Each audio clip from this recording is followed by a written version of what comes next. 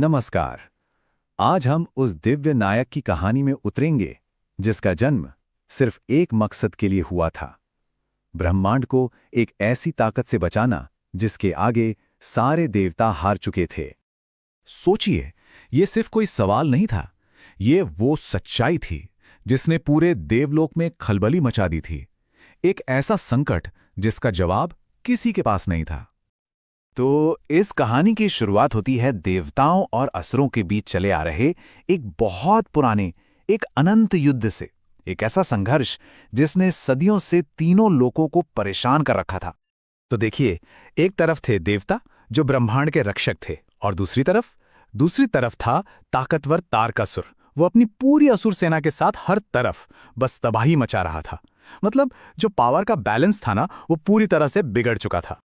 लेकिन तारकासुर की जबरदस्त ताकत के पीछे एक राज था। उसे एक ऐसा वरदान मिला हुआ था जो उसे, कह सकते हैं कि लगभग अमर बना देता था। पर सबसे दिलचस्प बात क्या थी? बात यह थी कि उसी वरदान में उसकी हार का रास्ता भी छिपा था। ये वरदान था कि उसे कोई भी नहीं मार सकता, कोई भी नहीं, सिवाय एक के। उसका अंत सिर्फ और सिर्फ भगवान शिव के बेटे के हाथों ही हो सकता था। और बस यही तो सबसे बड़ी मुश्किल थी। और देखिए, देवताओं के सामने सबसे बड़ी चुनौती यही थी। भगवान शिव अपनी पत्नी सती के जाने के बाद दुनिया से एकदम दूर इतनी गहरी तपस्या में बैठे थे कि उनके बेटे के जन्म के बारे में सोचना भी नामुमकिन लग रहा था। तो सवाल यह है कि यह नामुमकिन काम मुमकिन हुआ कैसे? इसके लिए देवताओं ने कह सकते हैं, एक डिवाइन प्लान बनाया। सबसे पहले वो ब्रह्मा और विष्णु के पास गए सलाह के लिए। फिर उनकी सलाह पर कामदेव को भेजा गया शिव की तपस्या तोड़ने के लिए। लेकिन नतीजा तो उल्टा ही पड़ गया। शिव के गुस्से की आग में कामदेव ही भस्म हो गए। आखिर में ये देवी पार्वती की अटूट भक्ति ही थी जिसने महादेव का मन बदला और उन्हें शादी के लिए राजी किया। और यहीं से कहानी उस मोड़ पर पहुंचती है जिसका सबको इंतजार था, उस दिव्य रक्षक का जन्म।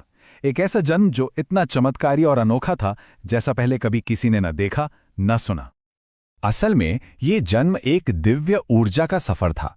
देखिए, हुआ ये कि शिव की उस शक्तिशाली ऊर्जा को सबसे पहले अग्निदेव ने संभाला।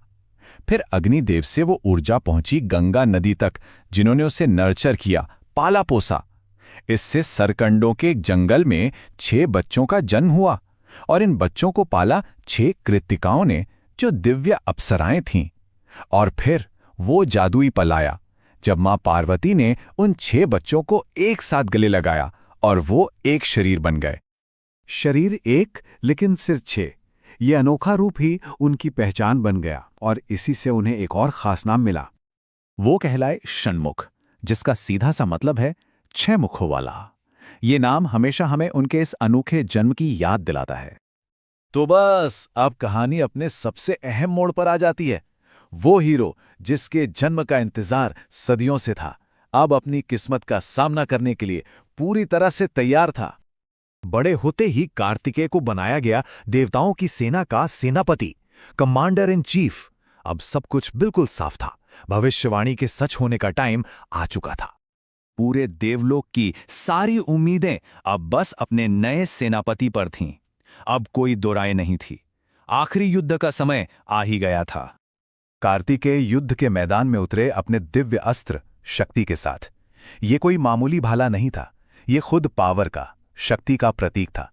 और इसे बनाया ही इसीलिए गया था कि वो तारकासुर के वरदान को तोड़ सके। और फिर हुआ वही जिसका सबको इंतजार था। बस सिर्फ एक ही वार में कार्तिकेय ने तारकासुर का खात्मा कर दिया। ब्रह्मांड उसके आतंक से आजाद हो गया और सदियों पुरानी वो भविष्यवाणी सच हो गई। लेकिन ये कहानी सिर्फ एक जंग जीतने तक ही सीमित नहीं है। तारकासुर को हराकर कार्तिकेय हमेशा हमेशा के लिए जीत के देवता बन गए और उनकी ये विरासत आज भी हमारे साथ है। पूरे भारत में उन्हें अलग अलग नामों से पूजा जाता है। जैसे उत्तर भारत में उन्हें कार्तिकेय या स्कंद कहते हैं, तो वहीं दक्षिण भारत में उन्हें मुरुगन और सुब्रमण्य के नाम से जाना जाता है। तो आज हम उन्हें ज्ञान, साहस और जीत के देवता के रूप में जानते हैं। उनका वाहन है मोर, एक बहुत ही सुंदर और शक्तिशाली पक्षी, और वो खुद सही रास्ते पर चलने की ताकत और बुद्धिमानी का प्रतीक हैं। कार्तिकेय की ये सदियों पुरानी कहानी हमें एक बहुत सीधी सी लेकिन गहरी बात सिखाती है कि किसी भी मुश्किल का सामना करने के लिए साहस और ज्ञान, ये दो सबसे बड़े हथियार होते हैं। तो सोचने वाली बात यह है कि आज के जमाने में इन दोनों चीजों का क्या महत्व है।